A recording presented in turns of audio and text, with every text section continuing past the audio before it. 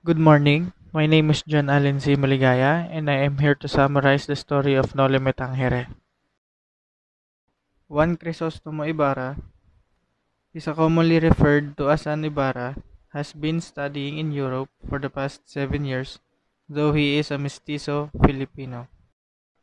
As Ibarra is walking home from the dinner, another family friend, Senor Guevara, follows him and tells him that Ibarra's father died in prison after a campaign of slander against him, and that Father Damaso had a hand in his death.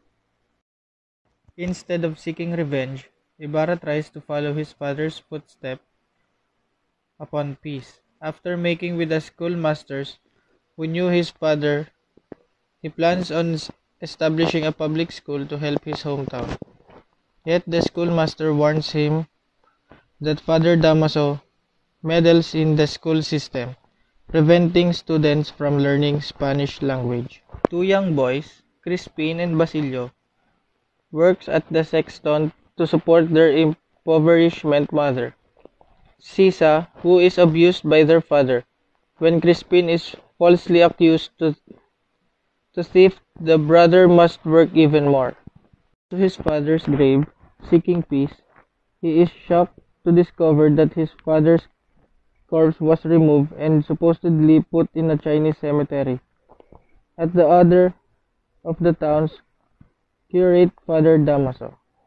During the town's festivities, Ibarra and the official plan to celebrate the new school, hoping to bless it after a sermon by Father Damaso. During the sermon, a mysterious man named Elias approaches Ibarra, warning him of a plot to kill him. Night, Father Damaso invites himself to a dinner Ibarra is hosting. He insults both indigenous Filipino and Ibarra's father. Specifically, he punches Father Damaso, but before he can kill him, he is stopped by Maria Clara. He is excommunicated and Maria Clara falls in.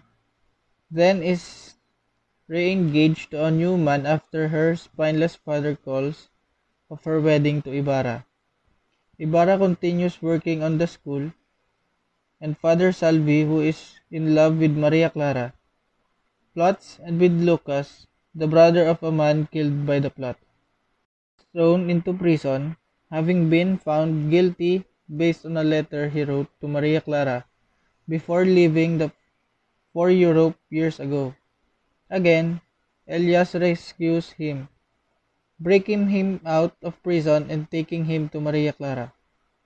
Elias and Ibarra row away, but they quickly realize they're being followed by another boat, which will soon catch up. Elias jumps off the boat to confuse their pursuers, who think he is Ibarra and try to shoot him.